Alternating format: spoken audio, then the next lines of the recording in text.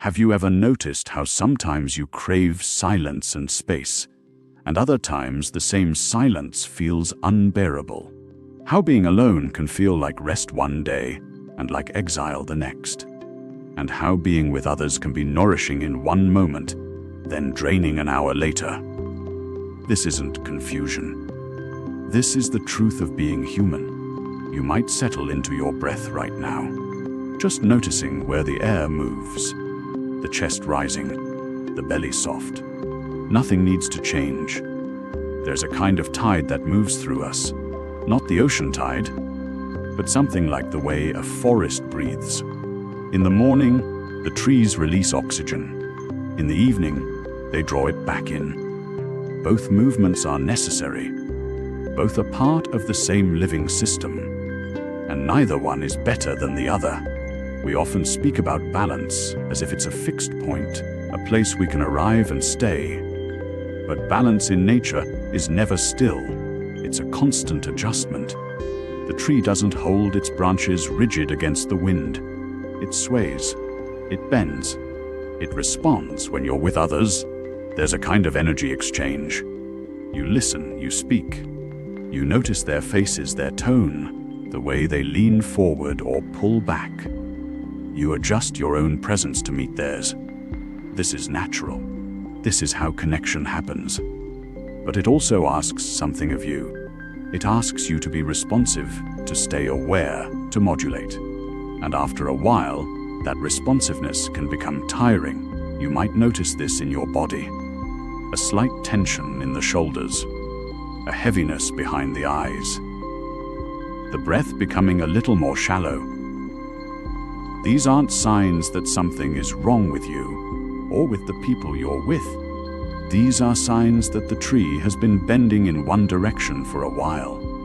Then solitude, the relief of not having to track anyone else's rhythm. The spaciousness of letting your own thoughts unfold without interruption. The freedom to move slowly or quickly, to speak aloud or stay silent, to follow an impulse without negotiation.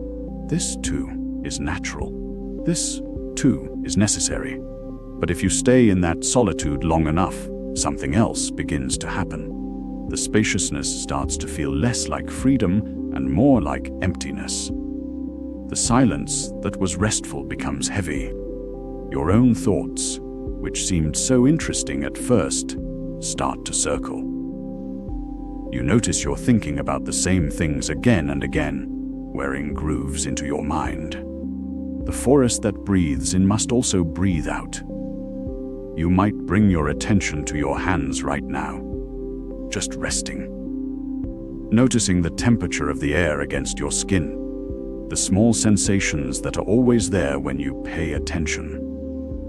Neither solitude nor togetherness is the answer. Both are part of the rhythm. And the suffering comes not from one or the other, but from clinging to whichever one you're not in. When you're alone, you think about how much easier it would be if someone were here. When you're with others, you think about how much you need to get away. The mind does this. It reaches for what isn't present. This is what the Buddha called tanha, this thirst, this constant leaning away from what is. But there's another possibility. You can be alone without being lonely. You can be with others without losing yourself, not by achieving some perfect balance, but by learning to recognize the tide as it moves, by noticing when you've been bending in one direction for too long, by allowing yourself to sway back. This noticing is a practice. It's not dramatic. It doesn't announce itself. It's quiet, like feeling the first shift in the wind before the leaves start to move. When you're with someone and you feel that first small tightening, that first whisper of depletion, you can notice it. You don't have to leave immediately. You don't have to create a story about what it means. You just notice. The tree is bending. At some point, it will need to straighten. And when you're alone, and the silence starts to feel thick, when your thoughts start to loop, you can notice that too. The forest has been breathing in. Soon it will need to breathe out. The practice isn't about getting the ratio right, spending exactly the correct number of hours alone versus with others. The practice is about staying close to your actual experience, about learning to read your own rhythms the way you might learn to read the weather. Let your breath settle now. Just a few moments of feeling the air move in and out. Nothing to fix, nothing to improve. We're going to explore this together, not by finding the perfect formula, but by learning to listen. There is a particular kind of restlessness that comes from being caught between two things. You want to be with others, and then you want to be alone. You want to be alone, and then you feel the absence of connection. Neither choice settles. Neither feels complete. You move toward one, and part of you is already reaching for the other. This is not a flaw in you. It is not something to fix. But it is worth looking at. Many people believe that peace comes from choosing one side. Some think the answer is deep solitude, to withdraw, to build a quiet life, to need very little from others. Others believe the answer is connection, to be among people, to matter to someone, to never be alone. The pull toward each of these is real. The longing in each direction is genuine. But when you live entirely in one, something in you begins to ache for the other. The Buddha did not teach that we should flee the world, or that we should lose ourselves in constant company. He noticed something simpler. He saw that the middle way, the path between extremes, applies not just to how much we eat or how hard we push ourselves, but to how we meet other people and how we meet ourselves. A tree needs both things to survive. Its roots go down into dark, quiet soil, drawing what it needs in silence. The roots do not reach for light or sound. They work in darkness, in stillness, in solitude. But a tree cannot live on roots alone. Its branches reach upward and outward into the open air, toward light, toward space, toward the sky. The branches need the sun. They need to move in wind. They need the open. Neither the roots nor the branches are complete without the other. The tree does not choose between them. It grows both at the same time, in different directions. When you feel torn between solitude and togetherness, you might be experiencing something like the tree's two needs. The pull toward quiet is real. It is where you rest, where you gather yourself, where you can simply be without performing or managing anyone else's experience. There is a kind of freedom in solitude that nothing else offers. But the pull toward connection is also real. It is where you feel seen, where you matter, where your life touches another life. There is a kind of aliveness in togetherness that solitude cannot provide. The problem is not that you have both needs. The problem is the belief that having both means you are doing something wrong. That if you need solitude, you should not need people. That if you need people, you should not need to be alone. So you swing between them, trying to choose, trying to get it right, never quite landing. What if the restlessness you feel is not a sign that you are choosing wrong, but a sign that you are trying to choose at all?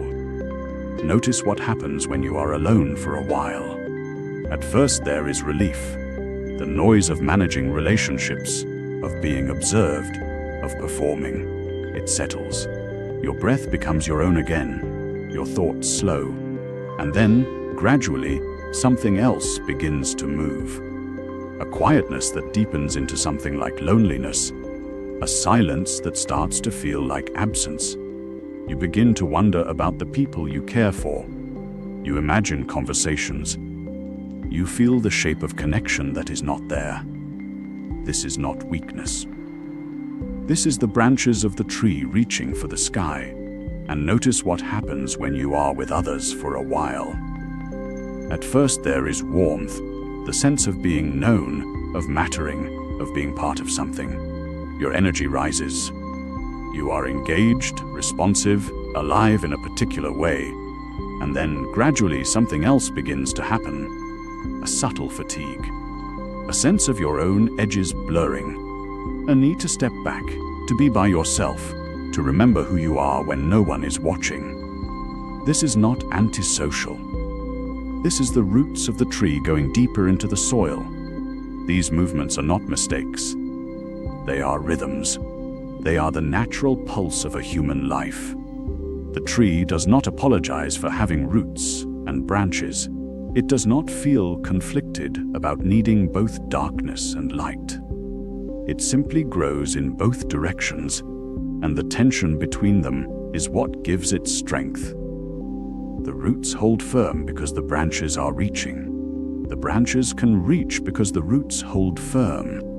When you notice yourself pulled toward solitude, you might pause and simply feel that pull.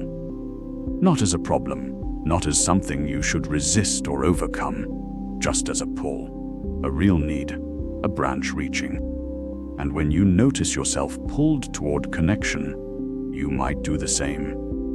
Feel the pull without immediately acting on it or judging it. Just notice it, a root going deeper.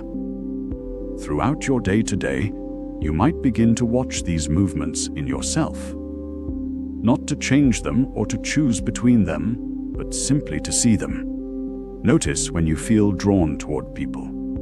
Notice the texture of that draw. Is it loneliness? Curiosity? The desire to be known? Notice when you feel drawn toward quiet. Is it exhaustion? A need to gather yourself? A hunger for space?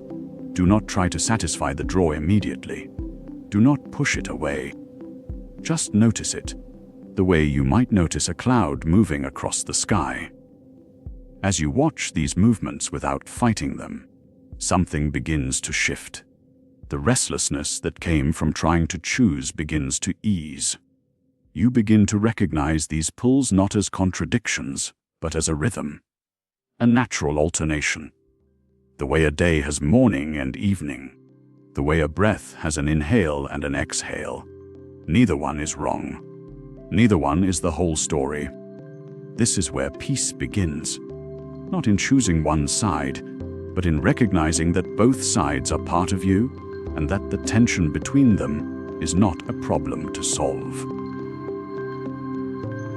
There is a peculiar loneliness that arrives even in a crowded room. You are surrounded by voices, by the warmth of other bodies, by the hum of conversation and presence, and yet something in you remains untouched, separate, watching from behind glass. And there is another kind of loneliness that comes when you are truly alone. The house is quiet. No one is calling your name. No one is expecting anything of you in this moment. And yet your mind fills with voices anyway. The voice of someone who disappointed you. The voice of someone whose approval you still seek. The voice of a conversation that happened 3 days ago, or 3 years ago, playing again as if it were happening now. You are alone, and you are not alone at all. This is not a problem that solitude will solve, and it is not a problem that togetherness will solve either. The stirring happens inside. Picture a cup of water, clear at first. Someone stirs mud into it. Not a lot, just enough to cloud it. Now that cup stays cloudy whether you place it on a crowded table, surrounded by other cups and voices and movement, or whether you set it alone on an empty shelf in a quiet room. The setting changes nothing about what is already suspended in the water. The mud does not settle because you are isolated. The mud does not clear because you are with others. The condition of the water is the condition of the water, regardless of where the cup sits. The voices in your mind are like that mud. They are not made by solitude, and they are not made by company. They arrive from somewhere else, from memory, from fear, from the weight of expectations you have carried so long you have forgotten you are carrying them. When you are alone, you notice them more clearly because there is no external noise to cover them. When you are with others, you might feel them more acutely because you are measuring yourself against what you imagine they are thinking. But the voices themselves are not created by the condition. They were already there, stirred in, clouding the clarity that is possible. There is a Zen understanding that, before you can truly meet another person, you must first meet yourself, not as a project, not as something to fix or improve, but as something to simply see, to be present with. What does it mean to meet yourself? It means to stop running from what is already here. It means to notice that even when you are in a room full of people, you might be running from boredom, from the fear that you are not enough, from the discomfort of being seen. And when you are alone, you might be running too. Running from silence, from the absence of distraction, from the possibility of encountering something in yourself you have been avoiding. Before you can be alone without suffering, you must stop running.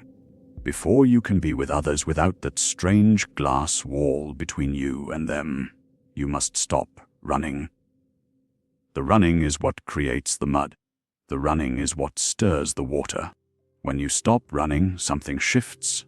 Not dramatically, not all at once, but gradually, the cup begins to settle. You sit in a room with others, and instead of measuring yourself against them, you simply notice, there is a person across from me. There is a sound. There is a feeling in my chest. The presence of others becomes less like a test you are taking and more like weather. Real, present, not personal. And when you are alone, the quiet is no longer a void that must be filled. It becomes space. The voices that arrive are just voices. They are not commands. They are not truth. They are just sounds that the mind makes, the way a kettle makes sounds when it boils. This is not something you can think your way into. Understanding it as an idea changes nothing. The mud is still there, still clouding the water. What matters is what you do with the cup itself. What matters is that you sit with it long enough to see what is actually happening. So there is something worth trying. Not as a technique to fix yourself, but as a way to see clearly. Sit quietly for 5 minutes, not in meditation posture unless that feels natural. Just sit and notice what thoughts arrive without you calling them. Someone says something critical to you in your imagination. A memory surfaces, a worry about tomorrow, a fragment of a song, a face. Do not try to stop them, do not judge them. Simply notice this thought arrived. I did not invite it. Here it is. And then notice what happens next. Does another thought arrive? Does the breath become visible? Does the body settle? You are not trying to achieve anything. You are simply watching the cup. Watching what is already in the water. In these 5 minutes, you may begin to see something that changes how you understand solitude and togetherness both. The mud is not made by being alone or being with others. The clarity you seek is not found by changing your circumstances. It is found by stopping the running long enough to see what was always true, that the condition of your mind is not dependent on who is in the room with you. There is a particular kind of loneliness that happens in a crowded room. You are standing near others, perhaps even speaking, and yet you are somewhere else entirely. Your mind is moving through tomorrow, or replaying something from this morning, or constructing a conversation that hasn't happened yet. The people around you become shapes. Their voices become sound without meaning. And if you are alone, the same thing occurs. You sit by a window with a book, but the words don't land. Your attention is scattered like leaves on water. This is not a failure. It is simply what happens when the mind is not present. And the curious thing is that presence itself becomes impossible to find when you are not looking for it directly. There is a teaching in the earliest Buddhist traditions that says mindfulness is the path to the deathless. Not because mindfulness grants you something new, but because it returns you to what is already here. When you are not mindful, you are wandering even while sitting still. You might be in a room full of people you love, or you might be entirely alone in silence, and yet you are absent from both. The solitude and the togetherness both become thin, unreal, like looking at the world through frosted glass. The balance between solitude and togetherness is not something you find by thinking about it. It is not solved by choosing one over the other, or by managing your time better, or by deciding that you should be more present. The balance comes when you are actually here, when your body is where your body is, and your attention is where your body is, and there is no gap between them. Think of a bird landing on a branch. Watch how it does this. It does not land and immediately sing. It does not land while its attention is already somewhere else. It settles, its wings fold, its feet grip. There is a moment of complete arrival before anything else happens. Only then, from that stillness, does the song emerge. The bird's presence on the branch is the foundation. Everything that follows, the singing, the listening, the awareness of other birds nearby, all of it rests on that initial settling. When you walk into a room, whether you are alone or with others, you are like that bird approaching the branch. But often you land without settling. Your body arrives, but your attention is still in flight. You are thinking about what you will say, or what you should be doing, or whether you belong there. The room itself remains unvisited. The people in it remain unmet. And if you are alone, the solitude remains untouched, because you have not actually arrived to experience it. Presence is not an achievement. It is not something you build up over time or earn through effort. It is what happens when you stop being elsewhere. It is what is left when the wandering stops. And the wandering stops not through force, but through a gentle, repeated turning of attention back to what is directly in front of you. There is a simple practice that can help with this. When you enter a room, any room, whether you are alone or with others, pause for a moment before you do anything else. Take 3 breaths, not special breaths, not breathing in a particular way, just 3 ordinary breaths where you notice that you are breathing. Feel your feet on the ground. Notice the temperature of the air. Hear what is actually being said, if anyone is speaking, or notice the quality of the silence if you are alone. This takes perhaps 10 seconds. It is not meditation. It is arrival. The bird does not think about settling. It simply settles. And in that settling, it becomes present to the branch, to the air, to the other birds nearby. It becomes present to its own aliveness. When you pause and take 3 breaths as you enter a room, you are doing something similar. You are saying, without words, that this moment matters, that this place matters, that the people here, or the solitude here, deserve your actual presence. What often happens is that after 3 breaths, you realize something. You realize that the person across from you has a particular way of listening. You notice the light coming through the window.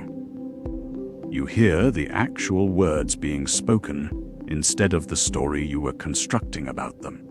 Or if you are alone, you feel the quality of the quiet in a way you hadn't before. The room becomes real. The solitude becomes real. This is not because you have done something difficult. It is because you have stopped doing the thing that was making you absent. You have landed on the branch.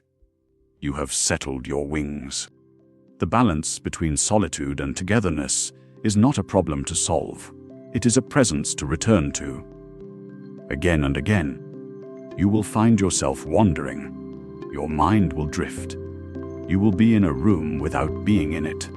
And each time you notice this, you can pause. You can take 3 breaths. You can arrive again. Each arrival is complete.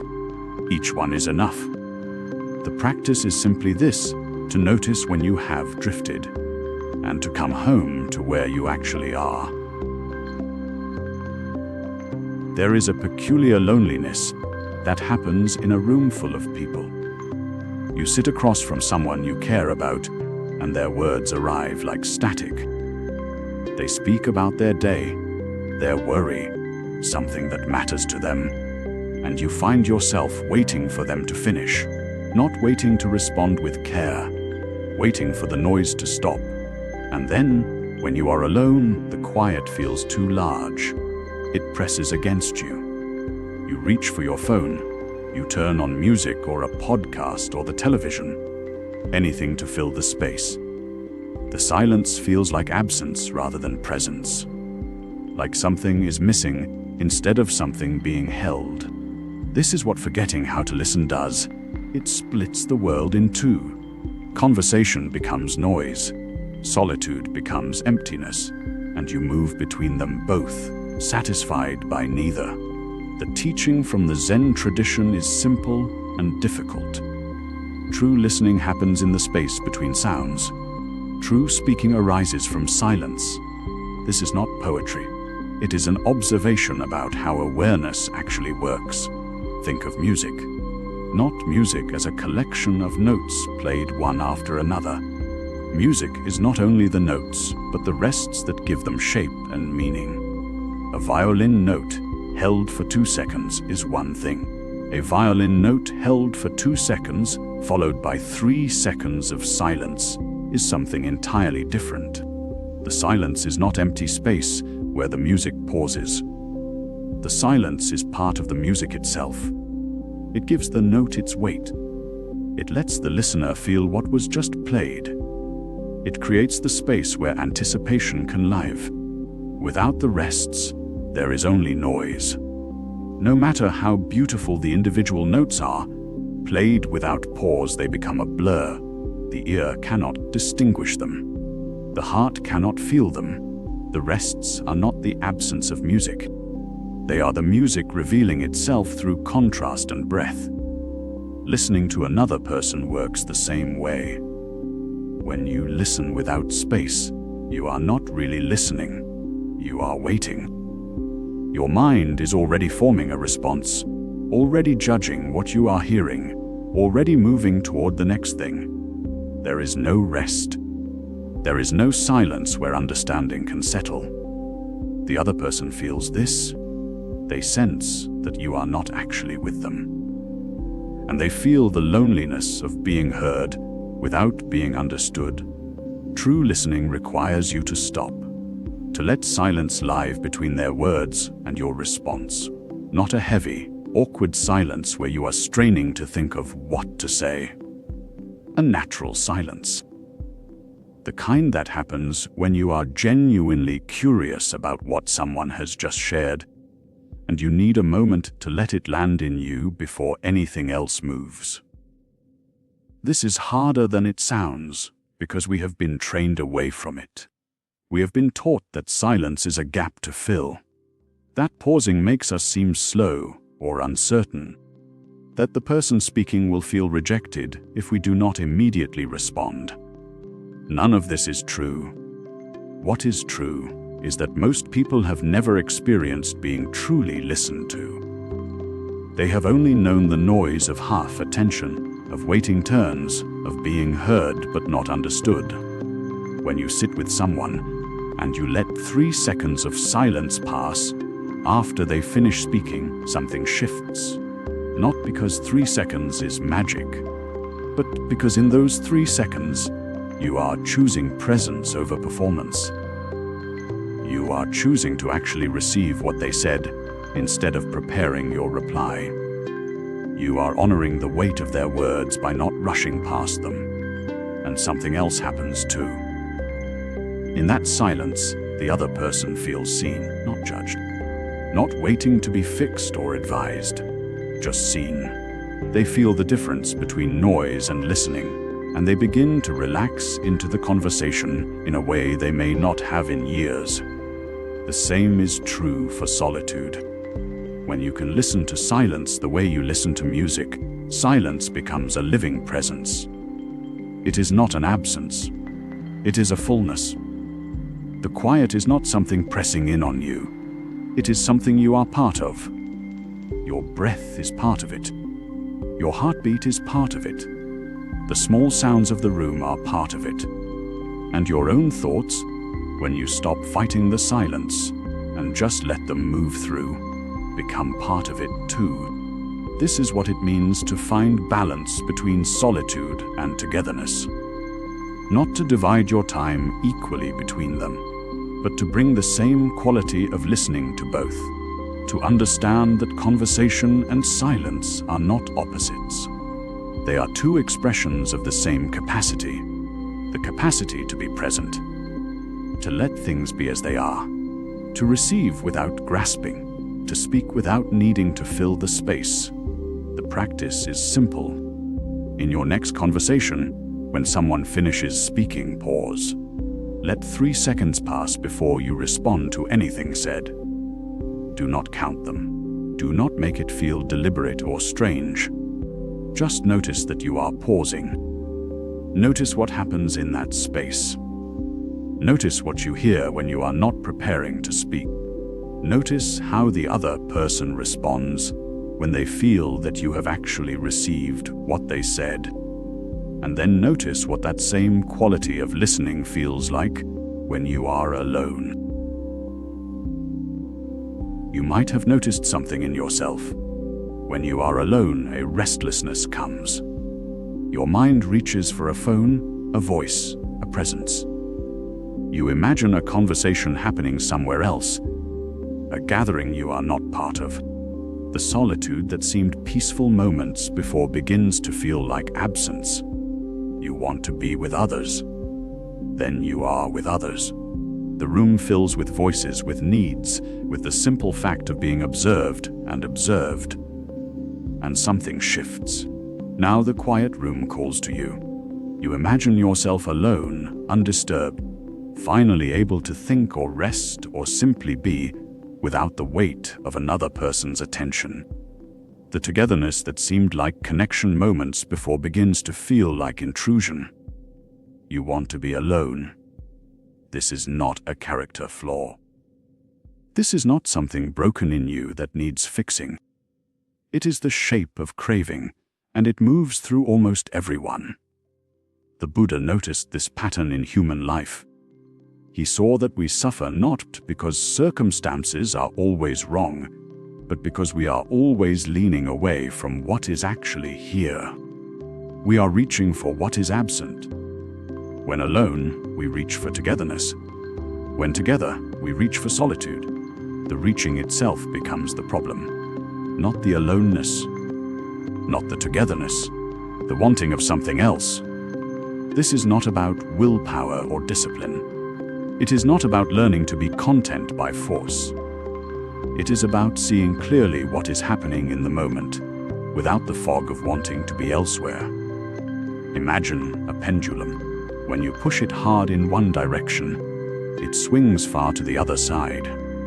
The harder you push, the wider the swing. A pendulum at rest does not hang in one place because it is strong or virtuous. It rests in the center because nothing is pushing it. The moment you stop pushing, the swinging slows. The moment you stop pushing altogether, it settles. When you are alone and you want to be with others, you are pushing the pendulum. Your mind is saying, this is wrong. This is not what I need. I should be elsewhere. That push sends the pendulum swinging. Then you get what you wanted. You are with others. And because you pushed so hard to get here, the pendulum is now moving with force in the opposite direction. Now you want to be alone. The cycle does not break because you finally find the perfect balance of alone time and social time. The cycle breaks when you stop pushing, when you stop leaning away from this moment. This does not mean you should force yourself to enjoy solitude when you long for connection. It does not mean you should stay in a room full of people when you are exhausted. It means something quieter. It means noticing the wanting without following it, noticing the reaching without grasping. There is a difference between wanting and acting. You can want something and still be present with what is here. Right now, if you are alone, there may be a wanting for others. You can feel that wanting, you can acknowledge it. This is the wanting, this is what is present, not as a problem to solve, as a fact to see. The wanting itself has a texture. It is not solid. It is not permanent. If you stop pushing against it, if you stop telling yourself that your solitude is wrong because you want company, the wanting begins to shift. It softens. Sometimes it dissolves. Sometimes it remains, but it no longer has the same grip.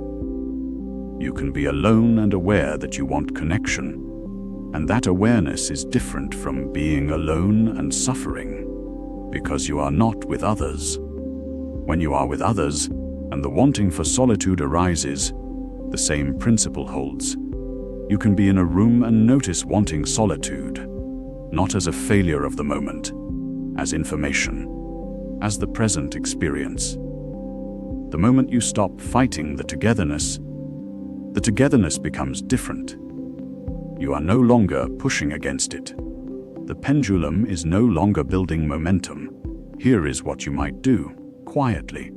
Whenever you notice this pattern, when you are alone and the reaching begins, pause. Name it without drama. Wanting. Just that. Wanting. Feel where it lives in your body. Is it in your chest, your throat, your hands? Stay with the sensation of wanting itself, not with the story of why you should not be alone. When you are with others and the pull towards solitude arises, do the same. Wanting. Name it. Feel it. Let it be present without letting it pull you out of the room, out of the conversation, out of this moment. The pendulum does not stop because you find the right position. It stops because you stop pushing. Each time you notice the wanting and name it instead of obeying it, you are removing your hand from the pendulum. You are letting gravity do its work. This is not about becoming content with things as they are through some act of will. It is about stopping the pushing. It is about letting the moment settle into itself. When you stop leaning away from solitude, solitude becomes less lonely. When you stop leaning away from togetherness, togetherness becomes less suffocating. The moment itself changes the moment you stop resisting it. The wanting will still come. That is not the point. The point is that you can see it come. You can name it. And in that naming, in that simple recognition, something loosens. The grip weakens, the pendulum slows. There is an exhaustion that comes from trying to arrange your own life, as if you were its architect.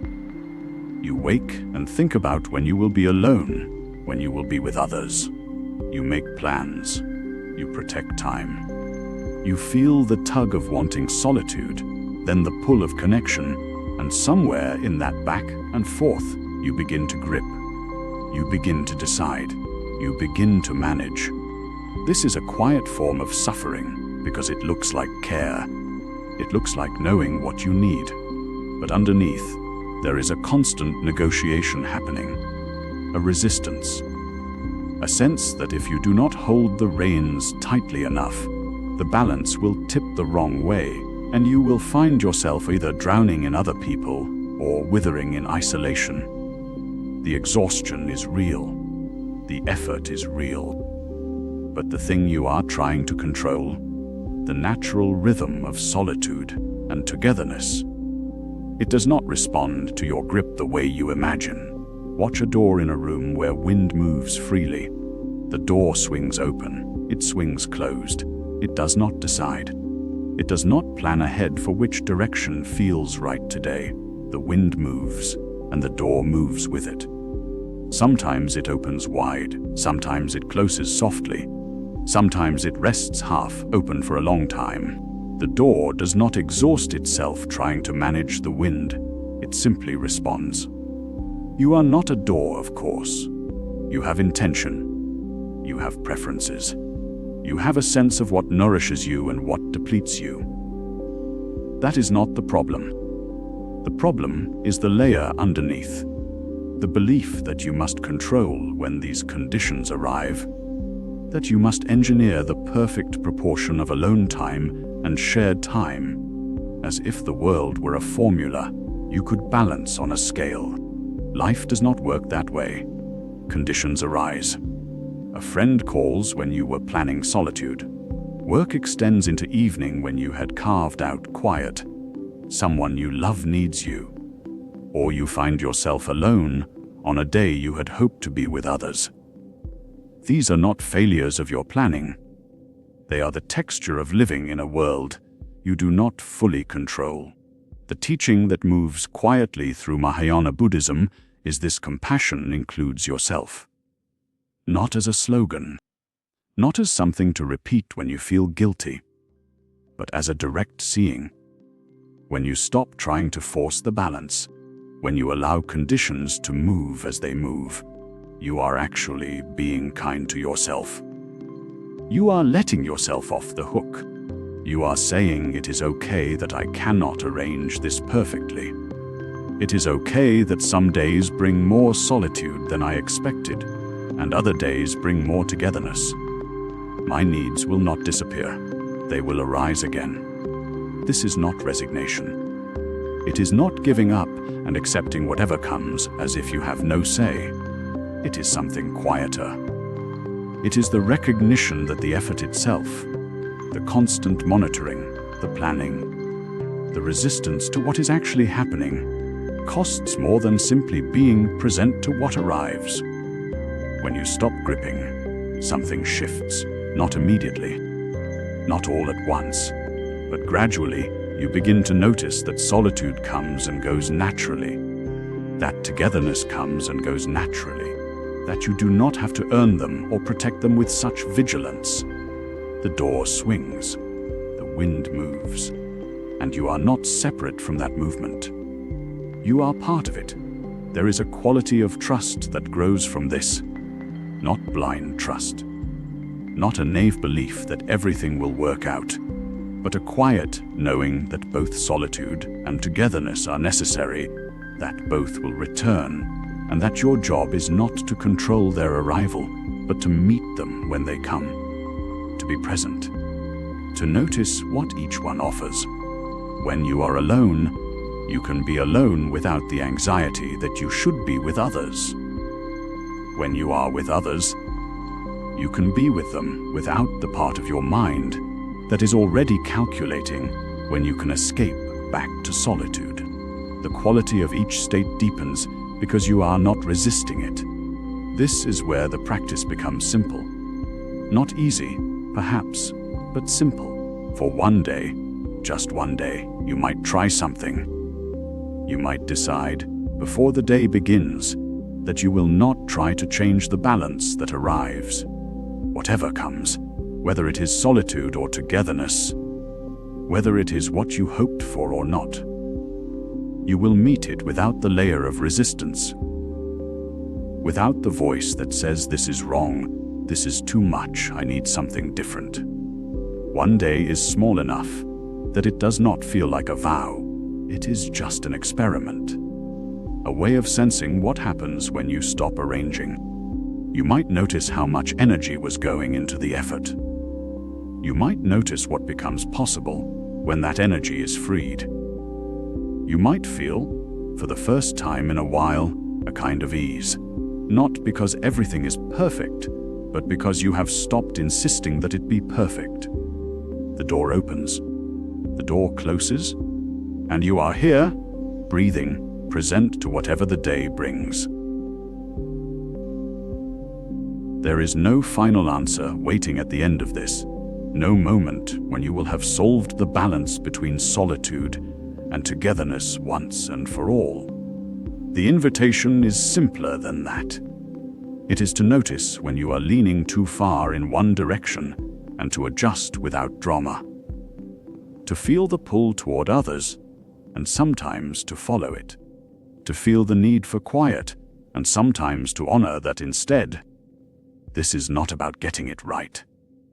It is about staying awake to what is actually happening right now, in this body, in this moment.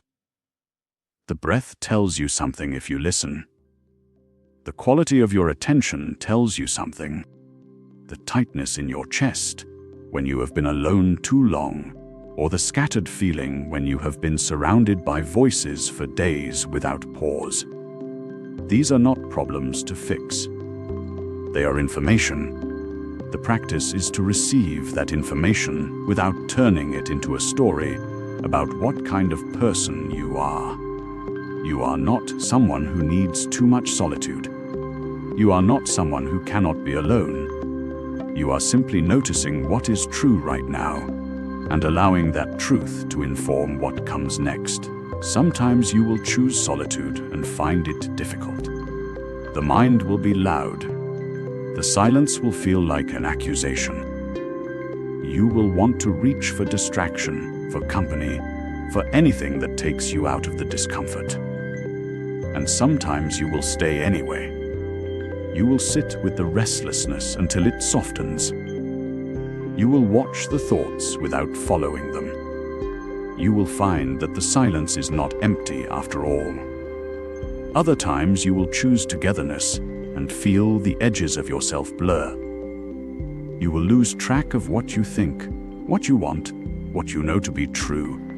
You will feel the old habit of shaping yourself to fit the room. And sometimes you will notice this without pulling away. You will stay present even as the boundary between self and other becomes unclear. You will find that this too is workable. Neither solitude nor togetherness will save you. Neither will complete you. Both will ask something of you. Both will reveal something you did not know was there. The balance you are looking for is not a fixed point. It is a living thing. It changes with the season, with your energy, with what the world is asking of you. Some months you will need more quiet. Some months you will need more contact. The practice is not to resist this shifting, but to move with it. To trust that you can feel your way forward without a map. This is where impermanence becomes tender. You do not have to hold on to any version of yourself. You do not have to be the person who always needs space, or the person who always shows up. You can be different tomorrow. You can need something else next week. The conditions are always changing, and so the response changes too. This is not inconsistency, this is responsiveness. And when you lose the thread, when you forget to notice, when you find yourself exhausted from too much of one thing or starved from too little of the other, you simply begin again. There is no penalty for forgetting. There is only the next breath, the next choice, the next moment of awareness. You return to the question without shame. What do I need right now? What is true right now? And you listen for the answer that comes from the body, not the story. The path does not end. It continues in the smallest choices, whether to answer the phone or let it ring, whether to speak or stay quiet, whether to go out or stay in. Each choice is a chance to practice. Each moment is an opportunity to notice what is alive in you and to meet it with kindness. You do not need to be perfect at this. You only need to keep returning, to keep noticing, to keep adjusting. The balance is in the returning itself, not in some final state of equilibrium. It is in the willingness to feel what is true and to let that truth guide you, again and again, without end. If you would like to continue, there are other threads to follow, other quiet explorations waiting. But there is no rush. You can stay here as long as you need. You can return whenever the question arises again. The practice is always here, as simple and as difficult as paying attention, as ordinary as breathing, as necessary as rest.